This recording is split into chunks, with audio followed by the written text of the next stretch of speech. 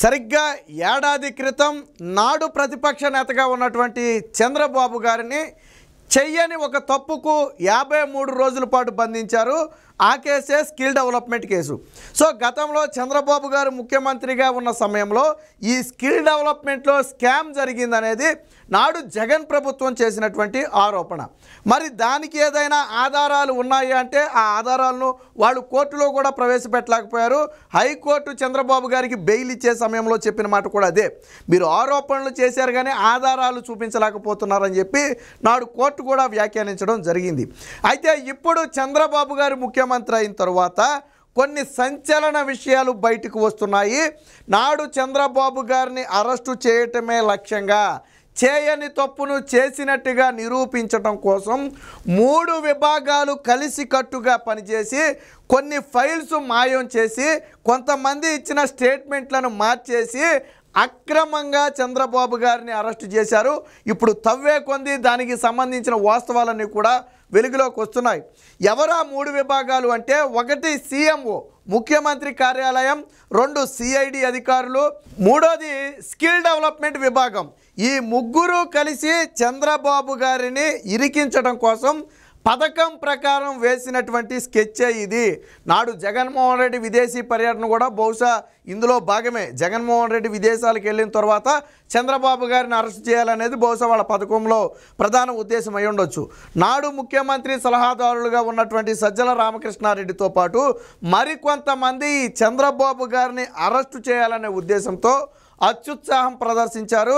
గతంలో కూడా కొంతమంది అధికారుల దగ్గర జగన్మోహన్ రెడ్డి కొన్ని మాటలు అనేవాడట. ఏమని?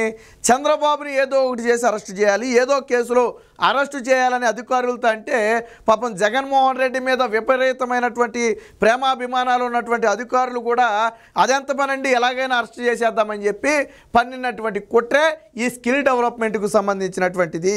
సో ఇప్పుడు ఇందులో ప్రధానంగా ఏ స్టేట్మెంటు ఆధారంగా చంద్రబాబు గారిని అరెస్టు చేశారు అంటే, నాడు ఆర్థిక శాఖ ప్రత్యేక ప్రధాన కార్యదర్శిగా ఉన్నటువంటి పివి రమేష్. సో ఆయన స్టేట్మెంట్ ఆధారంగా చంద్రబాబు గారిని అరెస్ట్ చేసినట్టు కోర్టులో చెప్పారు. కానీ వాస్తవం ఏంటంటే ఆయన స్టేట్మెంట్లో ఎక్కడా చంద్రబాబు గారికి వ్యతిరేకంగా ఇవ్వలా, చంద్రబాబు గారు తప్పు చేశారని ఇవ్వలా. కానీ CID అధికారులు మార్చేశారు. ఆయన ఇచ్చిన స్టేట్మెంట్ ఒకటి, వాళ్ళు నోట్ చేసుకుని కోర్టులో పెట్టిన స్టేట్మెంట్ ఒకటి.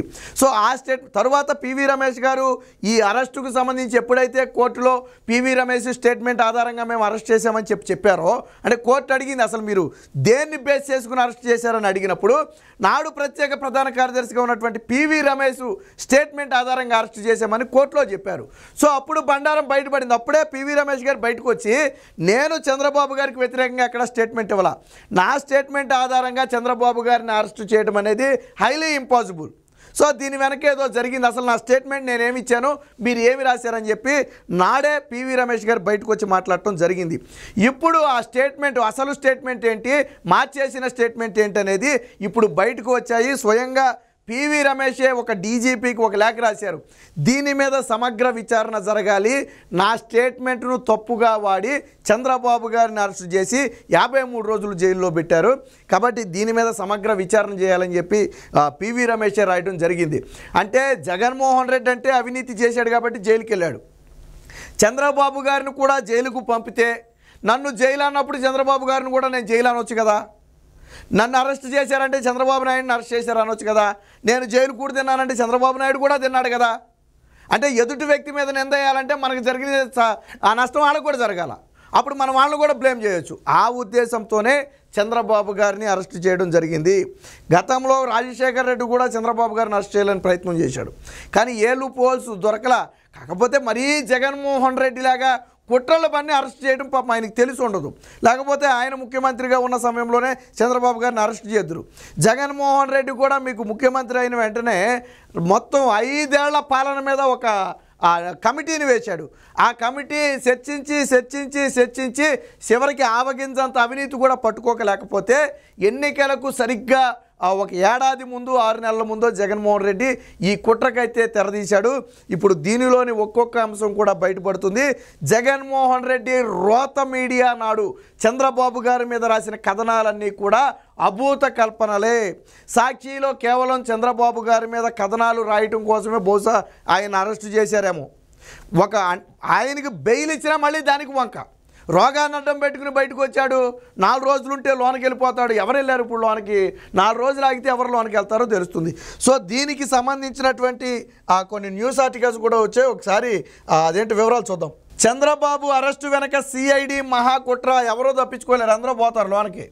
చంద్రబాబు గారి అరెస్టులో సరే జగన్మోహన్ రెడ్డి ఎప్పుడు లోనికి వెళ్తాడనేది పక్కన పెట్టి మిగిలిన వాళ్ళందరూ పోవటం మాత్రం ఖాయం. ఇందులో తాడేపల్లి డైరెక్షన్లోనే తప్పుడు స్కిల్ స్టోరీ. నాడు పివి రమేష్ వాంగ్మూలం తారుమారు. పోలీసులే ఒక వ్యక్తి ఇచ్చినటువంటి వాంగ్మూలాన్ని తారుమారు చేశారు అంటే ఎంత నీచానికి ఒడిగట్టారో చంద్రబాబు గారిని అరెస్ట్ చేయడం కోసం. చూడండి, వాస్తవానికి వాళ్ళకి కావాల్సినట్టు స్టేట్మెంట్ ఇప్పించాలనుకున్నారు, బట్ ఆయన అలాగ ఇవ్వాల, ఉన్నది ఉన్నట్టు చెప్పేశాడు.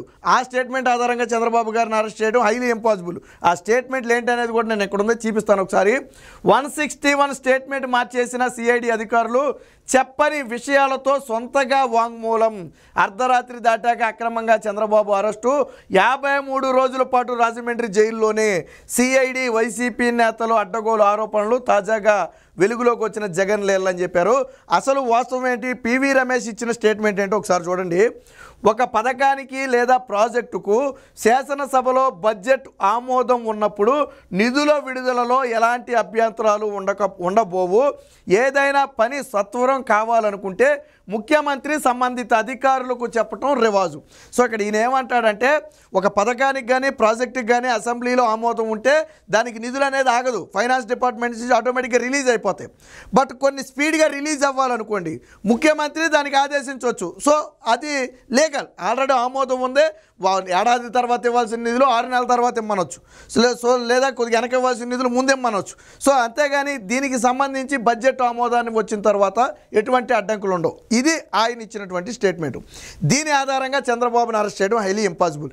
ఎందుకనంటే దీనికి క్యాబినెట్ ఆమోదం ఉంది, ఆల్రెడీ క్యాబినెట్ ఆమోదం ఉంది.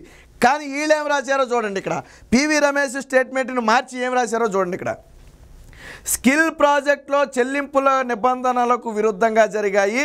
నేను కుదరదని అభ్యంతరం చెబితే నాటి ముఖ్యమంత్రి చంద్రబాబు అనేక సార్లు ఫోన్ చేసి ఒత్తిడి చేసి డబ్బులు విడుదల చేయించారని చెప్పి నాడు ఆర్థిక శాఖగా ముఖ్య కార్యదర్శిగా ఉన్నటువంటి పివి రమేష్ చెప్పినట్టుగా చెప్పారు. అంటే వీళ్ళు ఈ స్టేట్మెంట్ ఎలా మార్చారంటే, ఆ ప్రాజెక్టుకి నిధులు ఇవ్వటం అనేది ఇల్లీగలో, దానికి ఇవ్వకూడదు. కానీ చంద్రబాబు నాయుడు ఫోన్ చేసి ఇవ్వు అంటే నేను ఇచ్చేసా డబ్బులు అని రాశారు. అసలు పై స్టేట్మెంట్కి కింద స్టేట్మెంట్కి ఏమైనా సంబంధం ఉందా? పై స్టేట్మెంట్లో ఎక్కడైనా చంద్రబాబు గారు ఫోన్ చేశారని కానీ నా మీద ఒత్తిడి తెచ్చారని కానీ స్టేట్మెంట్లో ఉందా? అందులో ఆయన స్పష్టంగా చెప్పాడు, బడ్జెట్ అసెంబ్లీ ఆమోదం పొందిన తర్వాత ఇక దానికి తిరగలేదు. కానీ ఇక్కడ ఆ విషయాలు ఏమీ రాయకుండా వాళ్ళకు కావాల్సిన స్టేట్మెంట్ ఇక్కడ ఏమైంది? ఒక ముఖ్యమంత్రి ఫోన్ చేసి ఇవ్వు అంటే నేను ఇచ్చేసానంటే అర్థం ఏంటి? ఆయన ఏదో ముఖ్యమంత్రి తన లాభం కోసం ఇప్పించాడు అన్నట్టుగా ఉంది ఇది. సో దీన్ని ఆధారంగా చేసుకునే అరెస్టు చేశారు. ఇది జగన్మోహన్ రెడ్డి మాయా. నాడు సజ్జల రామకృష్ణారెడ్డి డైరెక్షన్లో, జగన్మోహన్ రెడ్డి డైరెక్షన్లో వచ్చినటువంటి స్క్రిప్టు మార్చింది సిఐడి అధికారులు. సో దీనికి సంబంధించి మరొక వార్త కూడా వచ్చింది, ఒకసారి చూడండి. ముమ్మాటికి కొట్రే. చంద్రబాబు అరెస్టుకు పై స్థాయిలోనే పథకం. పై స్థాయిలో అంటే జగన్ స్థాయిలో ఏకకాలంలో 3 విభాగాల్లో ఫైళ్లు మాయం. చంద్రబాబుని అరెస్టు చేయటం కోసం 3 డిపార్ట్మెంట్లలో ఉన్నటువంటి ఫైల్స్ కూడా మాయం చేశారంట, ఆధారాలు లేకుండా. ఎందులో అందరూ కలిసే ఆ పని చేశారు. సిఎంఓ, సిఐడి, స్కిల్ డెవలప్మెంట్, ఈ 3 కలిస్తే తప్ప చంద్రబాబు గారి అరెస్టు సాధ్యం కాదు. అందుకనే 3 కలిశారు. ఫైళ్లు మాయంతోనే కేసుకు బీజం పడింది. అసలు ఫైళ్లు లేకపోతేనే అప్పుడు కేసుకు బీజం పడింది. నా స్టేట్మెంట్ను సిఐడి మార్చేసింది. నాడు స్కిల్ ప్రాజెక్ట్ అంతా సవ్యంగానే జరిగింది, నిబంధనల ప్రకారమే చెల్లింపులు చేశారు. నాడు కుట్రలు చేసిన అధికారుల్లో కొందరు ఇంకా ఆ స్థానాల్లోనే ఉన్నారు. బాబును అరెస్టు చేయాలని జగన్ అనేవారు.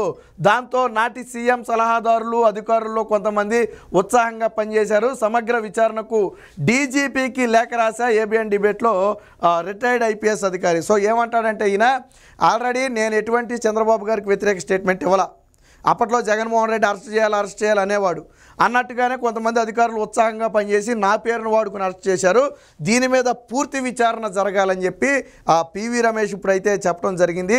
మొత్తంగా వాస్తవానికి తీయాలి, వెలుగులోకి తీయాలి. ఆయన ఇంకొక మాట కూడా చెప్పాడు, అంటే పోలీసులు ఇప్పుడు పనితనాన్ని నిరూపించుకోవాలి, పోలీసు వ్యవస్థ సక్రమంగా పనిచేస్తుంది అని ప్రజలు అనుకోవాలి అంటే ఈ కేసుకు సంబంధించిన వాస్తవాలు ప్రజల ముందు ఉంచాలి.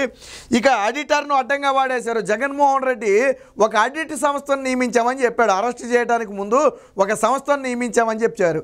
ఆ ఆడిట్ సంస్థను కూడా జగన్మోహన్ రెడ్డి తొత్తు సంస్థ. వాళ్ళు కూడా జగన్మోహన్ రెడ్డిని భయపెట్టో బెదిరించో లేదా డబ్బులు ఇచ్చో మాయ చేసి వాళ్ళకి కావాల్సినట్టు రిపోర్ట్ తెచ్చుకున్నారు. బాబు అరెస్టుకు నాడు మహాకుట్ర, జగన్ ఆదేశించారు, ఆడిట్ సంస్థ పాటించింది.